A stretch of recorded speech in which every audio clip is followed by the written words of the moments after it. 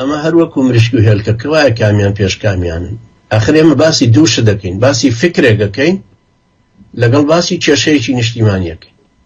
جەنابەت چەپیەکی مەسەلەن فکرێکی مارکسی دووەرگرتو، مارکسێتیەکە شەرق و مارکس ئەڵمانیە، لینینش رووسیە.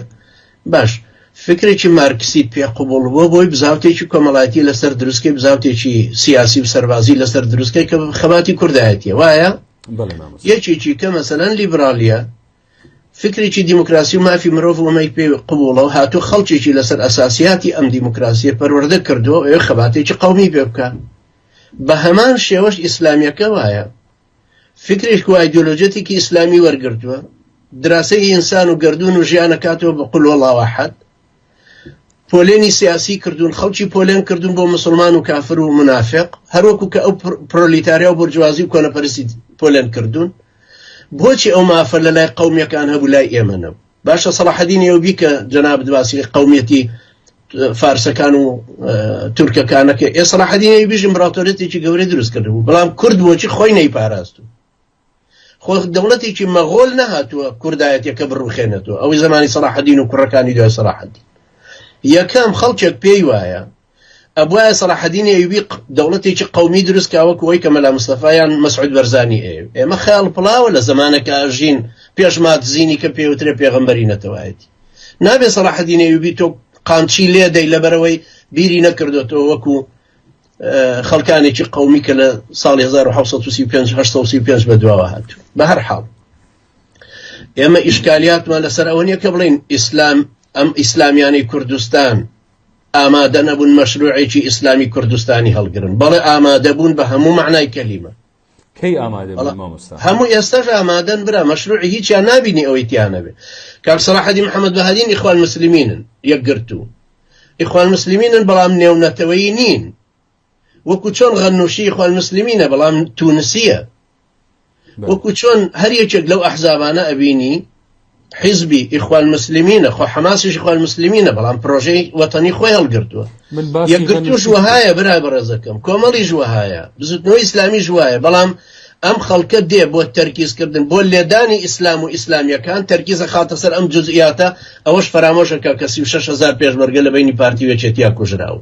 برایە ما پێشەوەی دیموکراسی عەقڵی بە شتە بشکێ عومەری کوڕی خەتاب ڕزای خوای لێ بێ فەرمێ وكيف استعبدتم الناس وقد ولدتهم امهاتهم احرارا. ئێوە چۆن خەڵکتان کردووە بە کۆیلە کە دایکەکانی خۆیان بە ئازادی لەدایک بوون.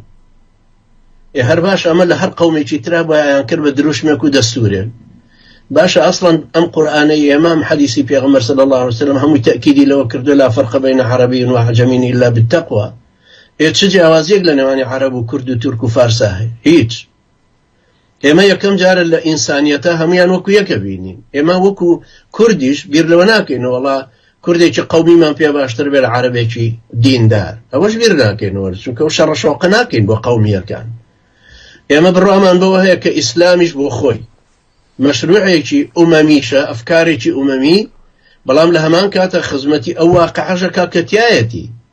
ئەوەی کە جەناب دەڵێ غەنووشی ئێستا مەبەستی لەوە بۆ کە ئیمام خومەینی مەسەلەن چۆن بردووەتە سەر، لەبەرەوە تۆ کە سەیری ئیمام خومەینیەکەی و شۆڕشەکەی بغض النظر عن تەشەیوعەکەی بڵێین، بغض النظر بە جنێودانی لەسەر هەر شتێک کە بەلای ئێمە شرک و کوفرە و هەندێک شتی زۆر مخالەفاتی گەورەیە دژ بە سونی ئێمە، بەڵام بریتیە لە سێ مەشروع، سێ شتی گەورە، بریتیە لە مەنهەجێک، لە جەماعەتێک، لە بزاوتێکی کۆمەڵایەتی.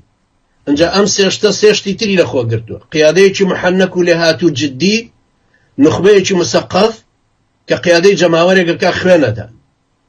ئەم سێشتەی ئەخیریان ئالیەتی تەنفیزکردنی ئەم سێشتەی تریان کە مەنهەج و جەماعە و حەرەکەتەکەن.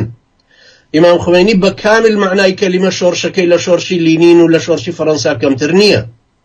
غەنووشی کە باسیە کاڵێ ئیستیلهامم لەوە وەرگرتووە لەمەوە وەریەگرێت، بەڵام غەنووشی بۆ کابرایەکی تری لیبراڵە، لە هەموو ئیسلامیەکی تر لیبراڵترە. بەڵام بە هەر حاڵ ئێمە بینەوە سەر نقطەکەی خۆمان لێرە. ئێمە لە کوردستانە ئەگەر مەبەست لەوە بێ ئیسلامیەکی قەومیمان هەبێ، وەکو جەمال عەبدناسر بیخاتە قاڵبی قەومیەوە، یا وەکو مستەفا کەمال و عیسمەت ئینۆنۆ یا ڕەزاشا یا ئامانوڵڵا خان یا محەممەد سیادبەری بیخاتە مەشروعێکی قەومیەوە، ئەو قاڵبە زۆر لەوە بچووکترە کە ئێمەی تێچین. ئیسلامی ئێمەش زۆر لەوە گەورەترە، پارتی وێچێتی و پەکەکە و بژاک بیخاتە قاڵبەوە، زۆر لەوە گەورەترین ئێمە. لەبەرەوە ئێمە ناچینە قاڵبی قەومیەتێکی فاشلەوە کە بەسیترین مەشروعی خۆی نەگەیانوێتە ئەنجام. ئیسلام لەوە گەورەترە، ئیجازە بدە، ئیسلام لەوە گەورەترە، بۆیە ئیسلامیەکانە بێ ببن بە بەدیلی ئەو قەومیە فاشلانەی کە شکستە گەوریان بەسەر ئێمە هێناوە. دیموکراتی ئێران بێ یان پشک پەکەکە بێ ئەوانی تر لە تورکیا، یان ئەوانەی سووریا بن پێشتریش، یان ئەوانەی کە پارتیوێچێتی و دەسەڵاتی کوردی لە باشوورە. لەبەرەوە ئیسلامیەکان پێویستە وەکو حەماس بێنە پێشۆ، بە چەکدار بەرگریکار لە مەشروعی نیشتیمانی خۆی، لە نیشتیمانی وەتانیەکەی خۆی، لە وڵاتی خۆی، لە قەومیەتی خۆی، لە زمانی خۆی، لە ئینتیماکەی خۆی، و بە هەمان کاتیشا بە ئەدەب و ئەخلاق پەروەردەکاریەکی باش لەسەر ئەم دیدە ئیسلامیە. ئیسلامیانی کوردستان هەر قەومیەکان نیان هێش بێنە پێشۆ. برا هەموو شتێکمان ئێمە چێمان پاکتر بوو لە مامۆستا مەلا عوسمانی ڕەحمەتی. کاکە هەر ئەوانە وایان لێ کرد